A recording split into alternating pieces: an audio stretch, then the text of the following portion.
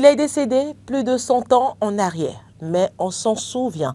Et j'espère que vous également, vous vous en souviendrez depuis vos positions respectives. Amis téléspectateurs et auditeurs de la 102.3. Le thème de l'actu décalé va s'intéresser au décès du roi Béhanzin. Et vous aurez juste à composer le 01 48 52 94 02. Le thème est donc intitulé comme suit: 10 décembre, décès du roi Béhanzin. On s'en souvient. 100 ans ou plus de 100 ans, Hugues Hector Zogo, en arrière déjà. Oui, ça fait déjà 119 ans que notre... Beaucoup d'années, hein? Ouais. 119 ans. L'année prochaine, ce sera une grande célébration. Exactement. 120 ans. 120 ans. Et puis, 5 ans plus tard, les 125 ans, Oui. Ça va être sans aucun doute un événement héroïque pour notre nation. Et donc, c'est pratiquement le dernier roi indépendant du Dahomey. Dernier roi indépendant. Le dernier roi indépendant du Dahomey. Il s'est retrouvé donc déporté en Martinique, où il a rendu l'âme le 10 décembre 1880. Et puis, on se rend compte... Vous êtes sûr des chiffres que vous êtes en train de donner? Oui, parce que moi, je ne m'en souviens plus. Si, c'est exact. Allez-y. Donc, les historiens sont là. Depuis 1906, il a pu nous quitter. À la date d'aujourd'hui, qu'est-ce qui fait qu'on continue donc de le célébrer? On le célèbre parce qu'il a été quand même assez résistant vis-à-vis du colon. Il a démontré que malgré tout ce qui pourrait arriver à un roi comme lui, le plus important, c'est de défendre son royaume, sa royauté. Et donc, c'est comme le président Patrice Talon le dit à la suite des autres chefs d'État, la patrie est au-dessus de tout. Et donc, le roi qui l'aura le plus démontré au niveau de notre histoire, c'est bien sûr le roi Béhanzin. Et depuis 1906, en l'occurrence le 10 décembre, qui nous a quittés, je crois quand même que le message fondamental qui interpelle la conscience de chacun de nous, c'est quelle est notre contribution au rayonnement de la nation? Qu'est-ce que nous faisons en tant que citoyens pour permettre à ce que les ravisseurs ne viennent pas nous envahir, pour ne pas permettre à ce que l'adversaire, l'ennemi, ne vienne avoir raison de notre patrie. Donc, en cette journée, je pense quand même que c'est la réflexion que nous devons le plus avoir. Et ça, c'est vrai que c'est une réflexion collective, mais c'est plus individuel, ma foi. Chacun, au niveau de sa conscience, doit pouvoir se poser des questions. Chacun doit pouvoir faire le bilan à son niveau. Qu'est-ce qu'il fait et qui ne met pas en valeur le pays? Qu'est-ce qu'il aurait pu faire et qu'il manque de faire? Et parvenir à prendre de nouvelles résolutions. Donc, en attendant qu'on se retrouve l'année prochaine pour le 120e anniversaire, on peut encore faire de petits efforts, de petits pas, et se dire, oui, on est effectivement de dignes descendants de Béhanzin. C'est un thème. Carole. Béhanzin Baïglo, pour dire le nom comme cela devrait se dire. Il est né Kondo, il est né requin. Donc la force était déjà en lui avant même qu'il n'arrive au monde. Tout le monde connaît son règne.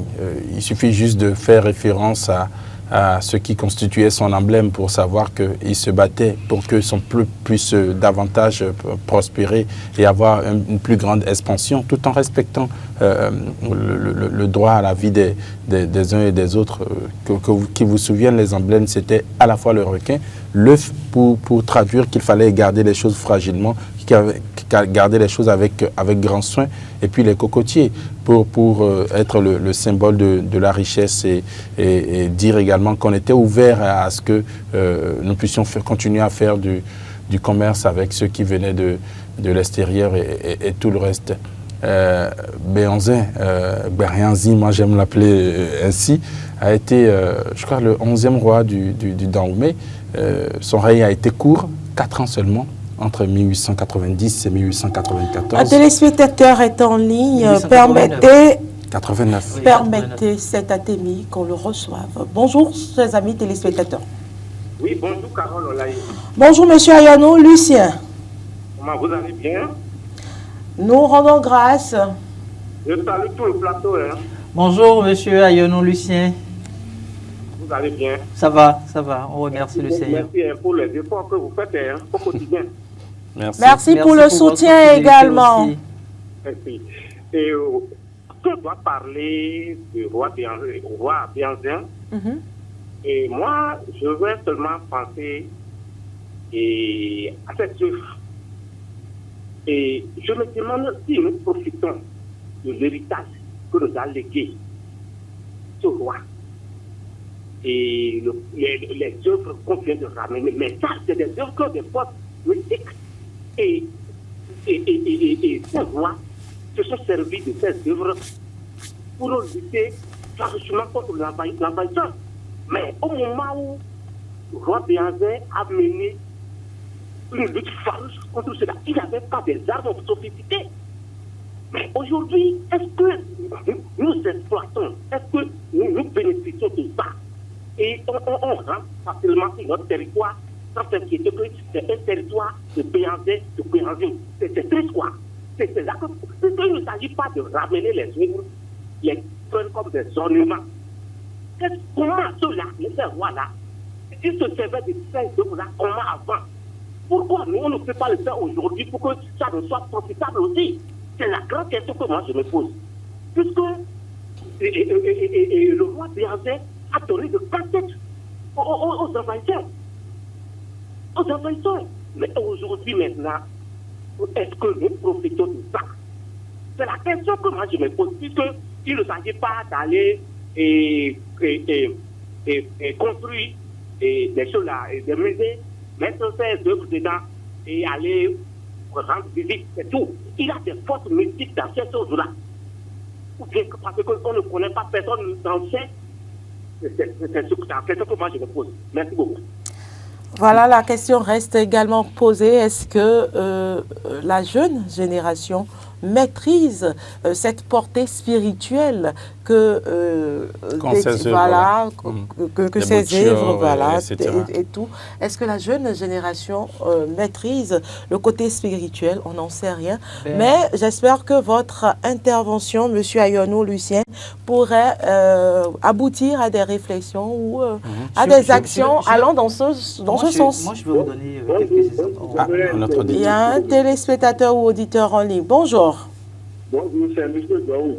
Monsieur Daou. Monsieur Djaou. Vous nous appelez d'où, monsieur Djaou? C'est pour la première fois que c'est... Dakpakpa, ok. Allez-y. Oui, tout à fait. Vous êtes en direct. Ok. Le roi Béanzin, c'est un roi aussi que nous avions un peu appris en temps de au temps de la Révolution. C'est un roi conquérant. Je vous demande de dire aux gens d'archives nationales de faire sortir les livres d'histoire que nous avions étudiés au temps de la Révolution et les livres de géographie que nous avions étudiés. Il y a tout dedans. On ne peut pas aller tout maintenant pour pouvoir voir ces choses-là. Il y a des livres que nous avions étudiés au CM2 et à Séram de Radiac. C'est une livre d'Ava aujourd'hui. Il y a des livres de géographie et d'histoire nationale. Il y a tout dedans. Tout. Merci beaucoup. Merci à vous, monsieur Djaou, pour cette information. C'est vrai que c'est pas faux. C'est vrai que les livres dont il parle, Dieu merci, j'en ai vu. Il y a effectivement tout. Il y a même au-delà de ce que nous autres qui sommes venus après eux, on nous a appris à l'école. Il y a bien au-delà de cela dans ces l'histoire livres. vraie. Exactement. Malheureusement, aujourd'hui, ce n'est plus, je ne sais pas pour quelle politique, on ne dit plus tout ce qu'on doit dire. En fait, est-ce qu'on a peur d'outiller les gens? Je ne sais pas. Mais bon, je salue aujourd'hui le fait qu'il y ait des projets qui puissent vouloir mieux faire connaître le roi Béhanzin, parce que au-delà de ça, on n'en parle plus vraiment. À part la statue qui a été érigée à Goho, qu'est-ce qui rappelle le roi Béhanzin vraiment dans un bon état également. Exactement. Qu'est-ce qui nous rappelle cette icône-là de notre pays, cette personnalité-là de notre pays? Aujourd'hui, presque plus rien. Donc aujourd'hui, il faut qu'on puisse davantage travailler. Il y a un projet de cinéma qui est en train d'être pensé et d'être travaillé avec notamment l'acteur béninois Djimon Oussou. Il n'est pas encore abouti. Donc on attend que cela puisse aboutir avant de pouvoir applaudir véritablement. Mais moi, je pense que les uns et les autres, au niveau de l'histoire, au niveau de l'art, également devraient travailler à ce que le roi Béhanzin puisse davantage être connu et que son règne puisse davantage être, j'ai envie de dire, vulgarisé. Donc c'est très important. Je ne suis pas pédagogue, je ne suis pas historien, je ne suis pas enseignant, encore moins quelqu'un du système éducatif, mais je pense qu'il fait partie des personnes dont on devrait davantage parler à l'école, à partir même du primaire, je pense. Voilà. Hugues Hector Zogo, pour celui qui a été l'homme, que doit retenir concrètement la jeune génération dans notre vie quotidienne? Oui, c'est déjà l'engagement à servir davantage sa nation, ne pas trahir sa nation. C'est déjà le plus important, parce que c'est l'héritage que le roi Béhanzin nous a laissé. C'est vrai, au niveau des archives à Porte-Novo, les archives nationales à Porte-Novo, on a plusieurs documents qui pourraient nous servir aujourd'hui de guide. Mais la grande question, c'est qu'est-ce que nous faisons de tout ce que les archives nationales nous offrent? Qu'est-ce que nous en faisons? C'est-à-dire, on attend de pareils jours, on parle de ces figures-là juste en 1 heure, 2 heures, et puis ça rentre encore dans l'oubliette. Qui s'est rappelé que le roi Béhanzin a quitté, a rendu l'âme en décembre? Par exemple, si c'était dans la conscience collective de ceux-là, par exemple, qui ont tenté renverser notre État dimanche dernier, le simple fait de se dire, oui, mais le roi Béhanzin, il est parti le 10 décembre. Ça aurait constitué source de réflexion pour eux, pour qu'ils rebroussent ce chemin. Donc, quelle est l'éducation que nous donnons à nos populations? Qui va mettre en place ces programmes-là? Si nous ne le faisons pas, et nous attendons à ce que tout nous vienne de l'extérieur, mais les autres ont intérêt à nous faire connaître leur histoire. Tout État travaille à être dominant sur un autre, veut manifester sa suprématie, veut démontrer qu'il a un plus dont vous avez besoin. Et donc, ceux qui doivent le faire, ce sont les Béninois. Mais combien de Béninois aujourd'hui s'intéressent encore à la mémoire vive? Qu'est-ce que représente la mémoire vive dans la conscience collective des Béninois à la date d'aujourd'hui? Combien de compatriotes ont marqué l'histoire de notre pays?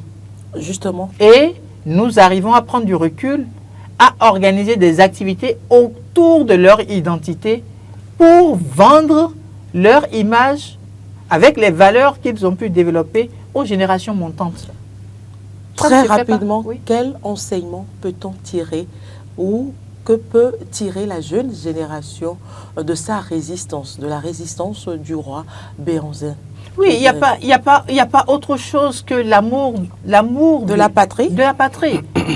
On ne trahit pas son État, on ne trahit pas sa nation. Et vous, cet Atemi? Il a parlé du patriotisme, c'est très important d'en parler aujourd'hui, surtout ça cadre dans le contexte, avec la réalité que nous vivons. Dans le contexte dans lequel nous sommes, on parle de patriotisme, c'est hyper important.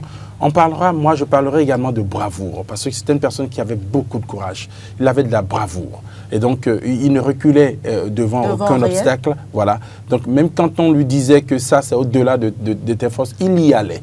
Il y allait toujours avec conviction et ça, je parle également d'autre chose, avec conviction. C'était quelqu'un également qui avait l'habitude de discuter avec les gens, qui savait écouter, qui savait parler, mais qui savait également beaucoup écouter les personnes.